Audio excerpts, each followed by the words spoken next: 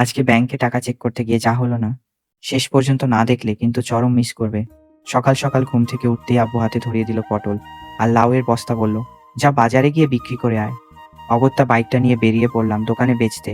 কাজ সেরে ফেরার পথে হঠাৎ নজর গেল আকাশে। অসাম একটা রামধনু উঠেছিল। এত সুন্দর ভিউ দেখে ক্যামেরা বন্দি না করে আর থাকতে পারলাম না।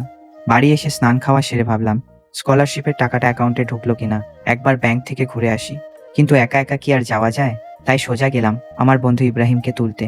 আর ওমা, ওর বাড়ি গিয়ে দেখি বান্দর বেটা ঘরের সামনে বাদরের মতো নাচছে। যাই হোক, ওকেও পেছনে বসিয়ে রওনা দিলাম ঘটপুকুর ব্যাংকের দিকে। অনেকটা পথ জার্নি করে ফাইনালি পৌঁছালাম ঘটপুকুর ব্যাংকে। হেঁটে হেঁটে ভেতরে গিয়ে যখন ব্যালেন্স চেক করলাম, হৃদয়টা একদম ভেঙে চুরমার হয়ে গেল। কোনো টাকাই ঢোকেনি দাদা, জাস্ট জিরো। দুঃখের ছায়া কাটিয়ে ওখান থেকে বেরিয়ে রওনা দিলাম ইব্রাহিমের খালামার বাড়ির দিকে। তবে হ্যাঁ, যাওয়ার পথে রাস্তার দুপাশের জলের ভিউটা কিন্তু জাস্ট মাইন্ড ব্লোয়িং ছিল।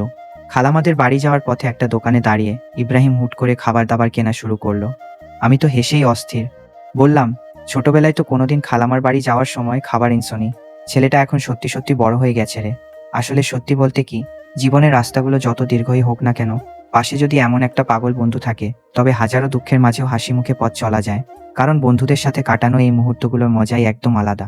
যাই হোক, খালামাদের নতুন হতে থাকা ঘরটা কিছুক্ষণ ঘুরে দেখে সোজা চলে এলাম নিজের এলাকায়। আর সন্ধ্যা হতেই পেট পুজো করতে সাতুলে বাজারে গিয়ে মেরে দিলাম 1 প্লেট ধামাকা ফুচকা। আজকের পুরো দিনটা তো এইভাবেই কাটলো। ভিডিওটা ভালো লাগলে লাইক আর সাবস্ক্রাইব করে দিও কিন্তু। দেখা হচ্ছে পরের ব্লগে। টাটা।